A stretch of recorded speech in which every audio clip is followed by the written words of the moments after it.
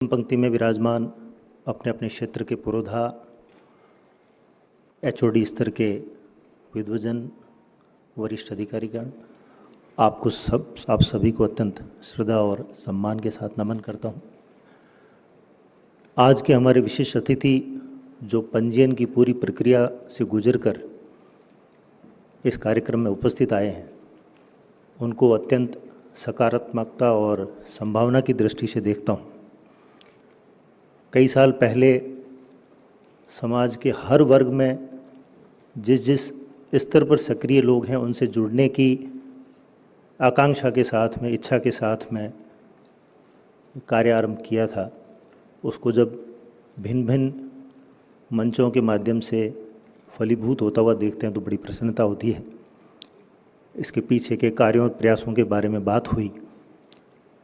आप सब लोग नवीन कर्मचारी, नवीन अधिकारी जो इस कार्यक्रम में आए हैं, उनमें इसलिए विशिष्टता के भाव के साथ में देखना चाहता हूँ क्योंकि आपने अपने जीवन का एक महत्वपूर्ण सोपान है उसको पूर्ण कर लिया है, जिसमें आपको स्वयं को कहीं सिद्ध करना था, प्रमाणित करना था, स्थापित करना था। यह वाला कार्य आपने बड़ी सफलता के साथ में पूर्ण कर लिया है। इसका मतलब ये था कि वो सब कारण, वो परिस्थितियाँ जो ये कहती हैं कि ये नहीं हो सकता, उन सबको आपने गलत प्रमाणित करते हुए और खुद का कैलिबर, खुद का मेटल प्रूव कर दिया है। यहीं से मेरे उद्बोधन का एक आधार तैयार होता है कि चूँकि आपने यह कार्य कर लिया है, अब आप इतने विशिष्ट हैं, तो क्या आपको यहीं रुक जाना है? हम जब तैयारी करते थे तो एक बड़ी प्रेरणास्पद कहानी हमें सुनाई जाती थी कि उत्तरी ध्रुव के ऊपर 3 से 6 महीने की रातें होती है और वहाँ की जो झीलें हैं वो जम जाती हैं। उस सर्दी के अंदर अंधेरे में जब लोग जाते थे तो पानी के जमने की एक फितरत होती है कि केवल ऊपर की लेयर जम जाती है, और कई बार यदि लेयर कहीं पतली है, आप उसके ऊपर से गुजर रहे होते हैं, तो इंसान जल समाधि में चला जाता था और उसकी मृत्यु हो जाती थी। एक बार ऐसे ही कोई व्यक्ति अंधेरे में कहीं दूर रोशनी देखने पर वहाँ शरण लेने के लिए रात को जा रहा था, और बहुत दूर चलने के बाद में जब वहाँ जाके उसने दरवाज़ा खटखटाया तो जिसने दरवाज़ा खोला तो उन्होंने कहा कि आप कहाँ से आए हैं महाशय? तो मैं यही सीधा रास्ता इससे आया हूँ। तो उन्होंने बताया कि आपको पता है, आप उत्तरी ध्रुव की सबसे खतरनाक लेक वेलेंसिया को पार करके आए, जिस पे साल भर में लगभग सैकड़ों लोग जल समाधिस्थ हो जाते हैं। ये सुन के उस इंसान को इतनी खुशी हुई कि वो हार्ट अटैक से मर गया। तो आप लोग भी लगभग लेक वेलेंसिया को पार करके आए हैं, आप चाहें तो खुशी से, पर हम आपको ऐसा कुछ होने नहीं देंगे क्योंकि हम आप में एक अपार संभावनाएं देखते हैं। अपार संभावना इसलिए देखते हैं क्योंकि आज आप सक्षम हैं। तैयारी करने वाले व्यक्ति के सामने सबसे बड़ा चुनौती होती है आर्थिक चुनौती। तैयारी के लिए पढ़ना, तैयारी के लिए फीस जुटाना, तैयारी के लिए पीछे जो निर्भर है उनसे कुछ कुछ मांग के लेना, यह सब कुछ आपने पार कर लिया है। यह सब जब आपने पार कर लिया है तब मैं आप में वो संभावना देखता हूँ कि अब आप यहाँ पर रुके नहीं। सुकरात ने कहा था कि एक असंतुष्ट मनुष्य, एक संतुष्ट सूअर की बजाय एक असंतुष्ट मनुष्य होना अच्छा है। आप असंतुष्टि के भाव से भर जाएं तो आज के कार्यक्रम की सफलता है। हम लोग स्प्रिंग बोर्ड में पढ़ते थे तो दिलीप सिंह जी सर हमें पढ़ाते थे, वो कहते थे कि संतोषी सदा सुखी वाली कहावत इतनी गलत और इतनी नुकसानदायक है, इसने समाजों का, पीढ़ियों का बड़ा नुकसान किया है। संतोषी सदा दुखी होता है, उसको जीवन में कितने सारे कॉम्प्रोमाइज़ करने पड़ते हैं, हर एक मौके पर उसको संतोषी होने की कीमत चुकानी पड़ती है। यदि आप असंतुष्ट हैं, जिस जगह पर आप पहुँचे हैं वहाँ पर आप में यदि असंतोष का भाव है, डॉक्टर साहब बता रहे थे, डॉक्टर साहब के प्रोफेशन के यहाँ काफ़ी लोग हैं, यदि कोई नर्सिंग में है और वो जीएनएम करके रुक गया है तो वो बीएससी नर्सिंग करे, एमएससी करे, पोस्ट डॉक्टरल करे, अपने कैरियर के पीक पर कैसे पहुँचे, उसके लिए एक अच्छा सा इकोसिस्टम डेवलप होना चाहिए। उसके लिए ऐसा कैसे माहौल बने कि जिससे हम ये डिसाइड कर पाएँ कि अच्छा क्या है। सरकारी नौकरी माने की सबसे अच्छी सुंदरता क्या है कि आप लोगों के ऊपर, हम लोगों के ऊपर एक बहुत अच्छी सी मैच्योरिटी की परत आ जाती है। क्या व्यवहार करना है, क्या व्यवहार करना है, कैसा हमारा सार्वजनिक और निजी जीवन होना चाहिए, उसकी शुचिता क्या है, सोशल मीडिया पर भी क्या लिखना है क्या नहीं लिखना है, ये सब बिना कहे बिना बताए हमें स्वतःस्फूर्त आ चुका है। इस मैच्योरिटी के साथ में आगे आप किसी भी परीक्षा में बैठते हैं, किसी भी साक्षात्कार में बैठते हैं, तो ये कहीं ना कहीं परिलक्षित होता है आपके व्यवहार में। इन सब कारणों से आप एक सामाजिक संपदा के रूप में सामने आते हैं।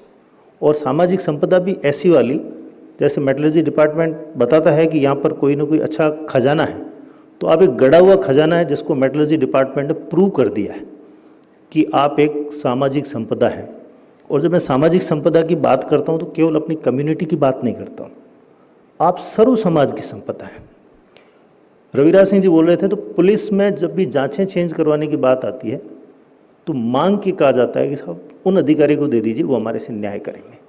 और सबसे ज़्यादा जांचें हमारे अधिकारियों को ट्रांसफ़र की जाती है ऑन डिमांड। आप जैसा अधिकारी जब बैठा होता है तो सुनते हैं साहब उनके पास में चले जाओ, कम से कम खुद नहीं भी कर पाए तो किसी को निवेदन करके आपकी मदद कर लेंगे। तो आपसे सभी समाजों के लोग हमसे न्याय की उम्मीद करते हैं, एक भरोसा रखते हैं। इसलिए हम आपसे आह्वान करते हैं कि आप सामाजिक संपदा हैं तो कम से कम जहां आप पहुंच गए हैं वहां यदि संतुष्ट होते हैं तो आप न केवल खुद के साथ अन्याय कर रहे हैं बल्कि संपूर्ण समाज के साथ अन्याय कर रहे हैं। मैं एक बार यूपीएससी का इंटरव्यू देने गया था तो उन्होंने मुझे पूछा कि आप आरएएस में पहले से सेलेक्ट हो रखे हैं, अब आपको आगे फिर से एग्ज़ाम देने की क्या ज़रूरत है, आप पहले से अच्छे पद पर हैं। हम मानते हैं कि आपका अधिकार है कि आप कुछ भी करो, लेकिन ये गलत नहीं है क्या? तो मैंने उनको बड़े, आज से 15-18 साल पहले की बात होगी, मैंने उनको बड़े विनम्रता के साथ में कहा, मैं अधिकार की बात करूंगा तो मैं थोड़ा हठी लगूंगा, लेकिन मुझे लगता है ये मेरा संवैधानिक कर्तव्य है। तो जन महाशय ने पूछा था, उन्होंने थोड़ी और लेग पुलिंग करनी चाहिए कि कर्तव्य कहाँ से हो गया आपका आरएएस से आईएएस बनने का। मैंने कहा बस संविधान में जो 10वां कर्तव्य है वो ये कहता है to excel in your own field. जो व्यक्ति जिस क्षेत्र में कार्य कर रहा है उनको अपने क्षेत्र में और आगे बढ़ना उनका एक मूल कर्तव्य होगा, ताकि वो राष्ट्र निर्माण में और सहयोगी हो सके। इंटरव्यू बहुत अच्छा गया था, अच्छे मार्क्स आए थे, मैं आईएएस नहीं बन पाया। इंटरव्यू के मार्क्स इस क्वेश्चन के कारण काफ़ी अच्छे रहे होंगे। तो यदि आप ऐसा नहीं कर रहे हैं कि जिन पदों पे बैठे हैं उनसे आगे बढ़ने के लिए प्रयत्नरत नहीं है, तो इसका मतलब आप न केवल अधिकार का उपयोग कर रहे हैं बल्कि नहीं कर पा रहे हैं, बल्कि अपने कर्तव्य की भी अवहेलना कर रहे हैं। अब बात आती है साहब क्यों करना है? इसलिए करना है क्योंकि आप सामाजिक संपदा हैं, आप आगे बढ़ें, आप जहाँ बैठेंगे न्याय करेंगे। लेकिन कैसे करेंगे?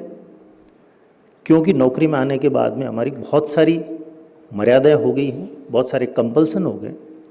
उन सब के उदाहरण आपको कहीं नहीं जाना, इस हॉल के अंदर ऐसे लोग बैठे हैं जिन्होंने नौकरी में रहते हुए आगे बढ़ने के अपने प्रयास किए। ऐसे उदाहरणों का एपिटोम आपको देखना।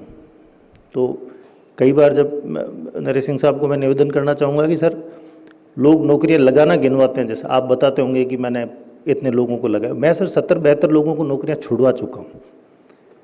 तो आज वाला मेरा मोटिवेशन इस दिशा में होगा कि मैं कुछ 5-10 लोगों को नौकरियां छुड़वाऊँ। हम लोग छोटी सी नौकरी में आकर ये सोचते हैं कि साहब मैं जाऊँगा तो कल को क्या हो जाएगा, मुझे नौकरी से सस्पेंड कर देंगे, टर्मिनेट कर देंगे।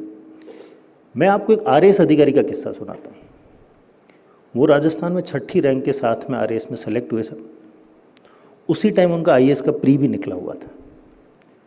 वो ओटीएस गए जहाँ हमारी ट्रेनिंग होती है, उन्होंने अपनी उपस्थिति वहाँ पे दी। उपस्थिति देने के बाद में दूसरे दिन सामान पैक किया, दिल्ली चले गए आईएएस मेंस देने। उनको शोकॉज नोटिस गया, रजिस्टर्ड एडी से उनके घर पे नोटिस भेजा गया, पुलिस थाने के थ्रू वायरलेस सेट भेज के उनके पेरेंट्स से रिसीट ली गई कि भी आपको हमने बता दिया है कि यदि आपका बेटा नौकरी पे नहीं आया तो हम उनको नौकरी से टर्मिनेट कर देंगे। उन्होंने घर वालों को कह रखा था कि मुझे किसी प्रकार का फ़ोन करके बताने की भी कोशिश की ना तो ठीक नहीं रहेगा। उन्होंने कोई सूचना नहीं ली, आईएएस का मेंस दिया। तब तक ओटीएस ने उस सब नोटिस चस्पा करके साथ में लगा के और डीओपी जो हमारा कार्मिक विभाग होता है उनको ये लिख दिया कि यह व्यक्ति सिविल सर्विसेज कंडक्ट के अकॉर्डिंग बिल्कुल अयोग्य है, नौकरी के प्रति इनकी गंभीरता नहीं है, इन्होंने हमारे कागज़ों को लेने से मना कर दिया, अतः आप इनका कैंडिडेचर रद्द कर दें। इससे ज़्यादा तो शायद इस सदन के अंदर खोने के लिए किसी के पास कुछ नहीं है, यदि आगे भी पुष्पा भाई साहब, मृदुला भाई साहब को छोड़ दें तो। यह लिखने के बाद में उन्होंने IAS मेंस लिखा, वापस आए, अपनी उपस्थिति की एक अर्जी दी और ज्वाइन कर लिया। प्रिंसिपल सेक्रेटरी DOP ने बोला कि साहब मैंने कोई अपराध नहीं किया था, कोई क्रिमिनल एक्टिविटी में नहीं गया था, IAS मेंस देने गया था। कार्रवाई ड्रॉप हो गई और 10 दिन बाद में उनको पोस्टिंग दे दी और 15 दिन बाद में उनका रिजल्ट आया और IAS में उनका 35वीं रैंक पे सिलेक्शन हो गया। उड़ीसा के अंदर आजकल वो प्रिंसिपल सेक्रेटरी है टूरिज्म डिपार्टमेंट के, बलवंत सिंह जी नाम है, कालेवा के हैं, क्षत्रिय के स्वयंसेवक हैं और उनके परिवार के 2-4 स्वयंसेवक होंगे भी कार्यक्रम में। अब इससे तो कमतर है हमारे पास में खोने के लिए। फिर कुछ लोग कहते हैं साहब छुट्टी कैसे ली जाए, इतनी छुट्टी मिलती नहीं तैयारी के लिए, कम से कम 6 महीने, 8 महीने, 10 महीने। छुट्टी का हमारे माइंडसेट है जो ब्लॉक, मेंटल ब्लॉक में दे रखा हुआ है कि साहब 18 CL मिलती है, 30 PL मिलती हैं, ऐसा कुछ होता होगा। उसमें तो ना प्री की तैयारी हो सकती है, ना कोई फेलोशिप की हो सकती है, ना PhD की हो सकती है। तो साहब सरकारी नौकरी में आप नहीं जाते हैं, बिना छुट्टी हो जाते हैं, तो आपको निकालने के लिए एक लंबी चौड़ी प्रोसेस है, वो 5-7 साल की है। तब तक आप अपने सब शौक पूरे कर लेंगे, IAS RAS जो देना सकते दे के आ सकते हैं। मेरे साथ बड़ा रोमांचक किस्सा हुआ। मैं SDM हुआ करता था बीकानेर में, कलेक्टर बड़ी अच्छी थी, हम भी बड़े सक्रिय SDM थे, सुबह से शाम फील्ड में घूमते रहते थे। तो फील्ड में गए तो सब कुछ चेक कर लिया। एक बार एक स्कूल चेक करने गया तो पता चला कि टीचर का सिर्फ नाम लिखा हुआ है और हर महीने क्रॉस क्रॉस क्रॉस क्रॉस, तो 5-7 महीने का देखा तो पूरे ही क्रॉस। पूछा कि भाई ये कौन है, तो सर पता नहीं, मेरी जब से पोस्टिंग हुई तब से स्कूल नहीं आई है। नाम क्यों लिखते हो, तो सर पिछले रजिस्टर में लिखा हुआ था, यहाँ लिख दिया। कलेक्टर की रिव्यू मीटिंग में अपन थोड़ा खुरापाती थे तो इशू रेज किया कि साहब एक कोई टीचर है जो साल भर से स्कूल नहीं आ रही हैं, क्या जिला शिक्षा अधिकारी महोदय को ध्यान में? तो कलेक्टर साहब ने पूछा कि भाई DO साहब बताइए। तो DO साहब को जो जवाब था वो सुन के शायद आपको प्रेरणा मिलेगी। DO साहब ने कहा कि मैडम मैंने स्कूल अभी तो चेक नहीं की है, पर 5 साल पहले मैं BO था, जब मैं ब्लॉक एजुकेशन ऑफिसर था, तब मैंने स्कूल चेक की थी, तब ये लेडी एब्सेंट थी और मैंने उस टाइम नोटिस दिया था। अब आप सोचिए कलेक्टर का क्या रिएक्शन होना चाहिए, ये कि भाई आप क्या कर रहे हो, 5 साल से आपने क्यों नहीं संभाला। कलेक्टर ने कहा महेंद्र इस मीटिंग के बाद में DO ऑफिस जाके चेक करना, इसकी सैलरी नहीं बन रही हो, ये नहीं आ रही है वो कोई बात नहीं, सस्पेंड नहीं किया, नोटिस नहीं दिया वो तो छोड़ो, ये मत तो चेक करना कि कहीं इसको तनख्वाह और नहीं जा रही। ऐसे अन्य उदाहरण होंगे जिनमें हमने इस तरह के केस देखे हैं, ऐसी कार्रवाई प्रोसीडिंग होती हुई देखी। ये भी हमने देखा है कि कई लोग जो KV की और उसमें दिल्ली में आके जवाहर नवोदय की तैयारी करते थे तो वो यहाँ से 3rd ग्रेड की नौकरी छोड़ के चले जाते थे और वहाँ उनका सिलेक्शन हो जाता तो ज्वाइन कर लेते और फिर वो कहते थे कि मेरे पीछे से कोई कार्रवाई हो तो आप संभाल लोगे क्या? हम आप बिल्कुल सब संभाल लेंगे, आप UPSC पे फोकस करो। ऐसे ऐसे उदाहरण हमारे पास। ये तो केवल आपकी छुट्टियों का वो बहाना ख़त्म हो जाता है, नौकरी की रिस्क का बहाना हो जाता है। अपन काफ़ी प्रतिष्ठित परिवारों से आते हैं, सेल्फ एस्टीम भी तो अपने में कुछ नाम की चीज़ होती है। तो हमारे पास में एक ऐसे अधिकारी भी हैं जिनको अपनी सेल्फ एस्टीम के कारण कुछ बनने की प्रेरणा मिल गई। इलेक्शन में ड्यूटी लगी हुई थी, वो ग्राम सेवक थे, महीने एक भर की नौकरी हुई थी और कलेक्टर आ गए और कलेक्टर साहब ने आते ही डांट दिया सबको कि ये क्या तैयारी है, कौन है, मैं तो नौकरी से घर भेज दूंगा। तो उनके जाने के बाद पूछा कि यार ये नौकरी से घर भेज सकते हैं क्या? तो वहाँ से भेज सकते हैं। क्यों भेज सकते हैं? तो साहब IAS अधिकारी। तो नहीं, IAS भी परीक्षा से बनते हैं क्या? तो हाँ सब IAS भी परीक्षा से बनते हैं। उन्होंने उसी दिन सामान पैक किया, दिल्ली चले गए। उनका IAS का लास्ट चांस था, उन्होंने जाते ही एग्ज़ाम दिया, प्री पास कर लिया IAS का, पहली बार लाइफ। उसी बार उन्होंने IAS का मेंस क्वालिफाई करने में 3 नंबर से रह गए। अगली बार फॉर्म बताया, बोला सर आज ओवरेज हो गए। वो वापस गांव नहीं गए, ग्राम सेवक की नौकरी पर नहीं गए। तो सर अब मैं क्या कर सकता हूँ, मैं तो ओवरेज हो गया, मेरा लास्ट चांस था। तो कोई सुप्रीम कोर्ट में रिट लगा सकता हूँ जैसे मेरे को एक चांस और मिल जाए, क्योंकि मेरे को ये तो समझ में आ गया कि IAS कैसे निकाला जाता है। तो नहीं सर ऐसा कोई प्रावधान नहीं है, पर आप RAS का एग्ज़ाम दे सकते हो। तो वापस आ गए, उन्होंने RAS का एग्ज़ाम दिया। वो पढ़ाई में कितने होशियार थे आपको अंदाज़ा होगा। वो 12वीं में 3 बार फेल हुए थे, फर्स्ट ईयर में 5 बार फेल हुए थे। फर्स्ट ईयर में कोई फेल नहीं होता, ईंट भाटा पत्थर किसी को आप जमा करवा दे एग्ज़ाम, वो पास होता है। यूनिवर्सिटी से कोई हो तो नाराज मत होना, पर ऐसा होता है। वो दलपत सिंह जी थे, दलपत सिंह जी गुड़ाकेसर सिंह, उनकी आरएएस में 55वीं रैंक आई और वो सिर्फ इस बात पे गए थे कि आईएएस भी परीक्षा से बनते, फिर मैं आईएएस क्यों नहीं बन रहा हूँ। तो आपको भी शायद किसी को आज पता चल रहा हो कि आरएएस आईएएस ये सब परीक्षा से ही बनते हैं, तो आपको इस बात का संकल्प लेना चाहिए कि फिर मैं क्यों नहीं बन रहा। तो ऐसा कोई बहाना, कोई कारण नहीं बनता है जिससे कि आप लोग आगे बढ़ना बंद कर दें। आपके पास में तो कम से कम वो बहाने भगवान ने ख़त्म कर दी। मेट्रोलॉजी डिपार्टमेंट का गड़ा खजाना है आप हमारे लिए, और इस खजाने को नर्चर करने के लिए, इस खजाने को परिपोषित करने के लिए, इस खजाने को आगे तक ले जाने के लिए हम इतने कटिबद्ध हैं कि जैसे जोधा साहब कह रहे थे, मन से कह तो नहीं सकते, लेकिन हम एक ऐसा फोरम डेवलप करेंगे ताकि कम से कम आपको छुट्टियों की दिक्कत ना आए, ताकि आप कम से कम जिस सेक्शन में लगे और आपको लग रहा है कि मेरा दूसरा सेक्शन हो जाए जहाँ पर मुझे कम काम मिले और मैं पढ़ लूँ, उसके लिए पूरे हम सब लोग काम करने के लिए तैयार हैं। लेकिन आपको अपनी प्रतिभा को स्वयं पहचानना होगा। और कई बार हमें इंटरव्यू में पूछा गया कि आपके ऊपर पहले जो पैसा हमने लगा दिया ट्रेनिंग पे, मेरा जैसे पहले असिस्टेंट कमांडेंट में सिलेक्शन हुआ था और उन्होंने मुझे पूछा कि अब आप ये छोड़ के जाओगे तो ये तो आपने सरकारी खजाने का दुरुपयोग कर लिया।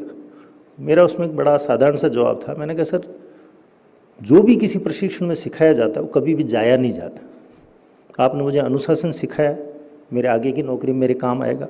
आपने मेरे को समय का महत्व सिखाया, वो मेरे काम आएगा। जो भी मेरे को आपने ट्रेनिंग दी है वो मेरे किसी भी क्षेत्र में काम करने के दौरान कहीं पर भी फिजूल नहीं जाए। तो यदि आपको लगता है कि आपने कुछ सीखा है, ये जाया चला जाएगा और आपके अंदर से एथिकल आवाज़ आ रही है, तो उसकी भी अपने को कोई गलतफहमी नहीं रखनी है। अब इसके अलावा भी कोई कारण जो आपके दिमाग में आते हो तो वो आप हमें ज़रूर बताना, और नहीं तो इसका जो पश्चाताप है, किसी दिन आपको कोई आके कहेगा तो आपको लगता है ये परीक्षा तो मैं भी पास कर सकता था, वो बहुत खराब होता है। और आप यदि कैलिबर वाले लोग हैं तो आपको पश्चाताप हो ना हो, लेकिन 8-10 साल की नौकरी के बाद में अपनी लाइफ में सर्विस में एक स्टेग्नेशन फील होने लगता है कि मेरे में दूसरे में क्या फ़र्क है, उसने भी यही परीक्षा पास की है। मैं खुद 10 साल आरएएस की नौकरी करने के बाद मुझे लगने लग गया कि भाई मेरे में XYZ आरएएस में क्या फ़र्क है। एक परीक्षा उसने पास की थी, एक मैंने पास की थी। मेरे पास में 200-300 लोगों की फ़ैन फॉलोइंग जो कहते हैं आप जैसा कोई अधिकारी नहीं है, उनके पास में भी 300-400 लोगों की फ़ैन फॉलोइंग जो कहते हैं आप जैसा कोई अधिकारी नहीं है। तो आप मेरे उनमें क्या फ़र्क है। तब मैंने आर्मी का एग्ज़ाम दे के मैं लेफ्टिनेंट बना। मेरी कोशिश थी कि मैं कम से कम 2 महीने के लिए एक अलग वर्ल्ड में जाऊँ जहाँ पर ये हो कि मैं कुछ भी नहीं हूँ, मैं उस फौज का सबसे जूनियर मोस्ट ऑफिसर होता हूँ मेरी बटालियन का। तो कहीं पर जाके आपको वापस शून्य से शुरू करने का अवसर मिलता है। तो यदि आप भी कोशिश करें तो जो हासिल कर लिया उसको एक बार के लिए शून्य मान लें और एक आगे का सफ़र शुरू करें। तो ये सब लोग यदि आप स्वयं के बारे में इतना सोच पाएंगे तो वो जो सबकी बातें कवर हो जाएगी कि आप अपने बच्चों के बारे में भी सोच पाएंगे, पड़ोसी के बारे में भी सोच पाएंगे, आपके जूनियर के बारे में भी सोच पाएंगे और उसको भी कोऑपरेट करेंगे। ऐसी अपेक्षा की जाती है आप सबसे। Thank you. आभार। जय।